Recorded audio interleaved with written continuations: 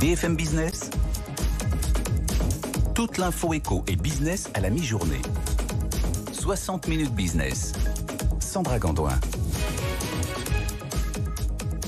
60 minutes business et regardez cette vue de la place Gutenberg. Notre drone est là, c'est la suite de notre tour de France BFM Business à Strasbourg.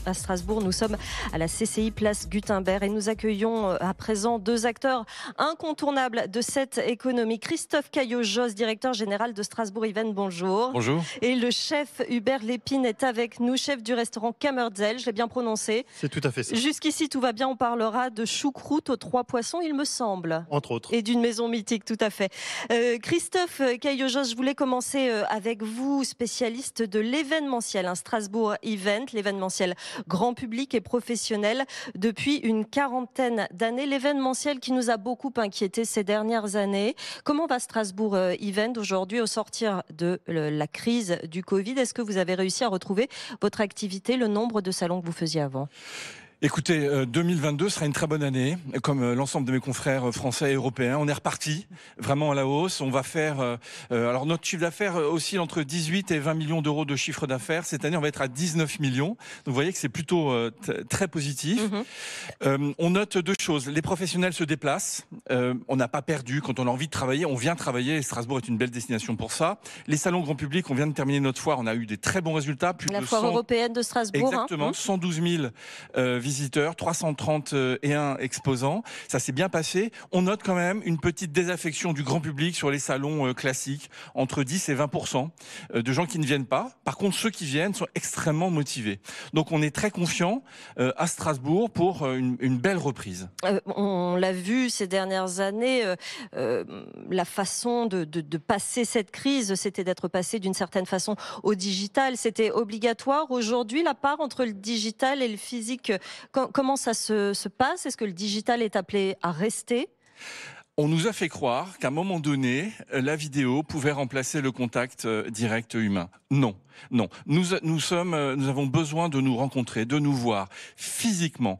Donc les craintes qu'on avait sont complètement disparues. Oui, aujourd'hui, la visio, les nouvelles technologies font partie intégrante de notre métier événementiel, mais ce n'est qu'un outil au service d'une rencontre scientifique, commerciale, etc. Donc moi, je suis extrêmement positif sur le fait que notre métier, non, ne va pas changer radicalement. On a besoin de se rencontrer physiquement. Vous disiez que les professionnels étaient de retour. Est-ce que ce sont des professionnels qui viennent de France? Est-ce que les étrangers sont de retour à nouveau? Est-ce qu'ils continuent à prendre l'avion finalement pour faire un salon? Est-ce que ce réflexe est revenu? Alors, le grand international, c'est-à-dire hors Europe, c'est un petit peu plus compliqué. Ouais. Les Européens sont vraiment là. Je prends un exemple. Nous avons accueilli il y a quelques jours une de vos confrères, une grande journaliste du métier du voyage d'affaires qui venait de Londres et qui est venue en train.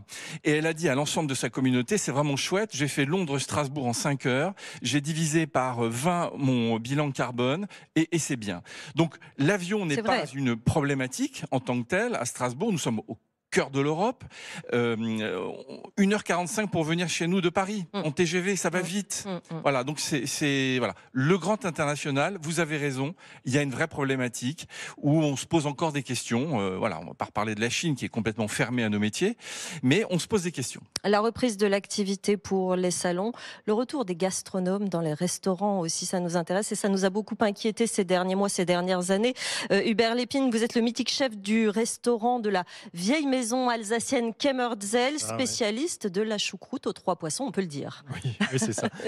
Comment fonctionne l'activité? Comment marche le restaurant aujourd'hui, au dernier semestre de 2022? Disons que le premier trimestre 2022 a été encore un petit peu compliqué. Et par la suite, vraiment, on est retombé dans les niveaux avant Covid 2019, quoi. Et depuis, on travaille très bien. Et c'est vrai qu'on a eu un retour de la clientèle européenne. Européenne également. Ouais, européenne. Bon, ce qui nous manque encore, c'est l'Asie. Oui. Ça reste compliqué. Cependant, on arrive à combler ce manque par quand même la clientèle européenne et notamment la clientèle d'affaires depuis septembre. Ouais. Ouais, on est forcément tenté de venir à la maison Kammerdzell. Est-ce que cela pose, à l'inverse, ce retour d'activité, un problème de personnel? Vous êtes au cœur des pénuries de personnel. Évidemment, on évoque en premier lieu les restaurants, les hôtels, les lieux touristiques. Est-ce que vous souffrez, vous aussi, de ces pénuries de personnel? Alors, trouver du personnel, ça va, mais du personnel formé, c'est beaucoup plus compliqué. Oui. Alors maintenant, on en est amené à prendre des personnes non qualifiées, non qualifiées dans la restauration, dans l'hôtellerie-restauration, et les former nous-mêmes au travail de l'entreprise. Donc c'est vrai que pour nous, c'est quand même beaucoup plus compliqué parce que ça demande, disons, plusieurs mois de formation avant d'être vraiment Il opérationnel. y a combien de personnes aujourd'hui qui travaillent à la Maison Kemerzel? Plus de 50. Plus de 50, c'est un hôtel, c'est un restaurant, c'est un lieu touristique qui se visite. Voilà, c'est un hôtel-restaurant, donc une grande partie. Encore en cuisine, je trouve que c'est encore un peu plus simple de trouver et de former les gens, mais en salle, ça reste quand même un peu plus compliqué. Alors c'est vrai que l'été, il y a les étudiants, mais qui maintenant ont repris leurs cours. Oui, c'est vrai. Donc quand on a une activité saine et qui disons assez linéaire, même en semaine, les étudiants ne peuvent pas forcément se libérer en semaine, donc on est quand même confronté à ce problème. On le voit souvent, quotidiennement dans cette émission, la pénibilité du travail, les horaires, les jours de week-end travailler, tout ça est un problème pour ceux aujourd'hui qui veulent avoir une vie en plus de travailler. Christophe Cailloux-Josse, vous rencontrez aussi ce genre de frein dans le recrutement. Est-ce que vous aussi, vous avez des problèmes de pénurie de personnel? Oui, bien sûr. Mais par contre, ce que je veux dire, c'est que nous faisons des métiers de passion, que ce soit l'événementiel, la restauration. C'est des grands métiers de service que nous devons aussi valoriser. Enfin, je veux dire qu'on a aussi notre part dans le fait qu'un certain nombre de nos collaborateurs ont décidé de changer de voie. Est-ce qu'on ne s'est pas trompé à un moment donné sur la façon de les former, de les attirer, de les faire rester? Voilà, moi je suis assez confiant. Alors c'est vrai qu'aujourd'hui c'est pas simple. Je pense à la restauration. Oui. Nous, on va nourrir chaque année entre 500 et 600 000 congressistes au Palais des Congrès, au Parc d'Exposition. Franchement, c'est compliqué. On ne va pas se cacher les choses. Mais je suis assez positif sur notre capacité de réaction, de former et de capacité d'émerveillement autour de nos métiers. C'est chouette de servir les gens, c'est chouette d'être ambassadeur du territoire. Il faut le dire aux jeunes, on peut s'éclater, avoir vraiment du plaisir et faire des belles carrières. À nous aussi de faire un petit peu le ménage devant notre porte pour bien les attirer. Créer une forme de vocation dans la cuisine, à la base, c'est ça quand même, la cuisine, l'accueil des touristes, c'est un métier valorisant. Comment vous faites, chef Lépine, pour attirer, pour garder le personnel que vous avez à la Maison Kemerzel? C'est de, disons, essayer de faire le moins de coupures possible. Essayer de ne pas travailler trop tard le soir, parce que c'est un peu ce qui est un frein maintenant à la restauration, c'est de travailler, de finir tard le soir, le travail du week-end. Le travail du week-end reste compliqué. Pour les jeunes, ils ont un petit peu de mal à vouloir travailler le week-end. Et la coupure, la coupure, ça reste quand même un gros frein à cette profession. Alors, c'est vrai que maintenant, de gros efforts sont faits par les entreprises, par les restaurateurs, pour éviter justement qu'on ait trop de coupures. Donc, on arrive à panacher, disons, l'ensemble, à avoir 2 coupures par semaine et le reste en continu. Bon, alors vous ne faites pas partie de ces métiers qui, a priori, proposent du télétravail. C'est pas possible. C'est comme en télévision, ça ne se fait pas. Mais est-ce qu'il a fallu, du coup, revoir les salaires, les revaloriser? Dans les demandes de candidature, c'est évidemment ce qui ressort en premier chez les candidats à l'embauche, chef Lépine. Oui, il y a eu, au mois de juillet, il y a juste eu une revalorisation des salaires, un accord de branche. Oui. Cependant, pour les premier salaire pour le SMIC, c'est vrai qu'il a été fortement augmenté. Cependant, pour le reste, il y a encore des efforts à faire, je pense. Oui. Christophe Cailloux-Josse. Oui, il faut être à l'écoute de nos collaborateurs. On leur demande beaucoup de choses, au-delà de la passion, beaucoup de temps.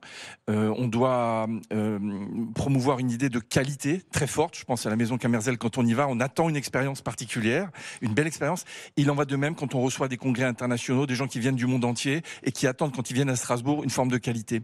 Donc oui, il faut accepter l'idée, à un moment donné, qu'on donne un peu plus. Il ne faut pas avoir peur de ça, parce qu'il en va de la survie de notre métier. Oui, effectivement. Comment, par ailleurs, évidemment, on est en pleine transition écologique. Je vais vous poser la question très rapidement à l'un comme à l'autre. Comment on fait baisser son bilan carbone quand on est un grand restaurant, une grande maison alsacienne? Je vous poserai la même question à Christophe Cailloux-Josse. Je commence par vous, chef Lépine. C'est travailler au maximum avec les produits locaux, avec les producteurs locaux. Alors, ça reste pas forcément simple quand on a des gros volumes. Mais on essaye. Combien de couverts sur une journée? On est sur 600 couverts annuels, moyenne jour. Très grosse maison, effectivement. Donc, après, on travaille quand même avec des acteurs locaux le plus possible, que ce soit aussi bien les maraîchers en saison que Le fromager, c'est le fromager du coin, l'éleveur d'escargots également, enfin vraiment un maximum. Et ça a de l'importance pour la nouvelle génération dont vous parlez, Christophe Cailloujos. C'est essentiel. Alors nous, on a un nouveau parc d'exposition, un parc nouvelle génération, Oui. 5000 m² de panneaux photovoltaïques sur le toit, de la géothermie à 12-13 mètres pour rafraîchir ce bâtiment de 22 000 m², la récupération d'eau de pluie. On est vraiment dans cette dynamique où on fait très attention, et Strasbourg a pris un peu d'avance par rapport à mes collègues français et européens sur la construction même de ce parc d'exposition, et c'est un argument qui fait mouche chez nos clients et nos collaborateurs. Et les candidats à l'embauche dont on parlait il y a quelques instants. Merci beaucoup, messieurs, d'être venus. Christophe Cailloujos, directeur général de Strasbourg Event. Hubert Lépine, chef de la maison Camberzel, en plein service. Il était avec nous. Merci d'être venu sur notre plateau de 60 minutes business.